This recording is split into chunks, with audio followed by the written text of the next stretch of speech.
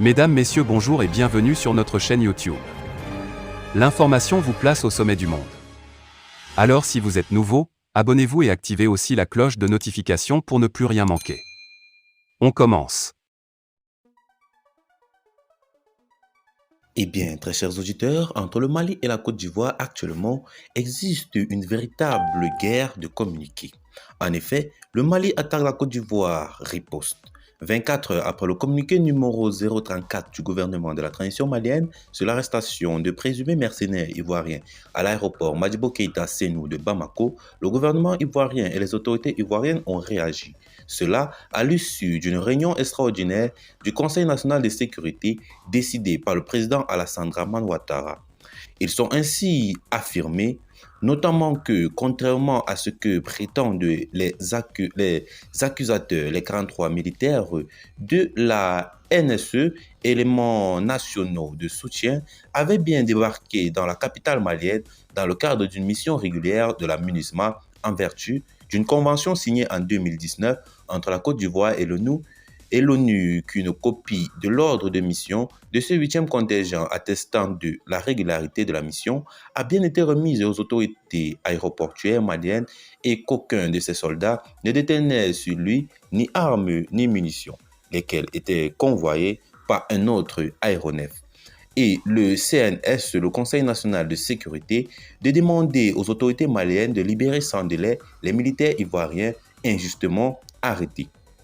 Le temps monte et la guerre des communiqués est d'ores et déjà déclarée entre Abidjan et Bamako, dont les relations sont plutôt glaciales depuis un certain temps. Le président Alassane Dramane Ouattara n'a jamais, il est vrai, fait mystère de ses réserves sur la transition malienne et a même été l'un des partisans de la ligne dure au sein de la CEDEAO qui avait, rappelons-le, décrété de sévères sanctions financières et commerciales contre le pays de Modibo Keïta, lesquelles ont dû rester été levées lors du récent sommet de l'organisation tenu le 3 juillet dernier à Accra.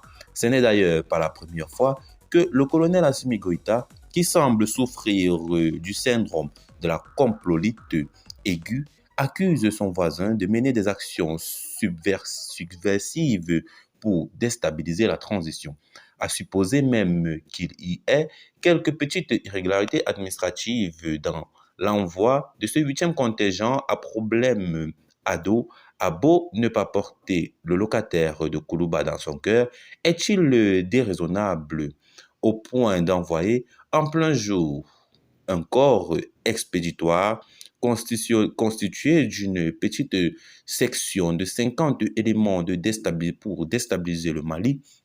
Quel intérêt aurait-il d'ailleurs à faire cela alors que la situation sécuritaire malienne est déjà suffisamment préoccupante? Pour tout dire, on a le sentiment que l'ancien patron des forces spéciales, aujourd'hui perché sur la colline du pouvoir, voit des complots partout, à moins que ce ne soit en réalité des épouvantails agités pour distraire les Maliens et les amener à faire bloc derrière lui. Goïta gagnerait à se concentrer sur l'essentiel pour ne pas avoir à subir un jour le sort de l'enfant qui criait au loup des hommes. Alors, très chers auditeurs, qu'en pensez-vous donc? Laissez vos avis en commentaire, partagez la vidéo avec vos amis si vous l'avez trouvée notamment intéressante, abonnez-vous à la chaîne si ce n'est pas encore fait et retrouvons-nous très prochainement pour de nouvelles notes d'information. Bye bye!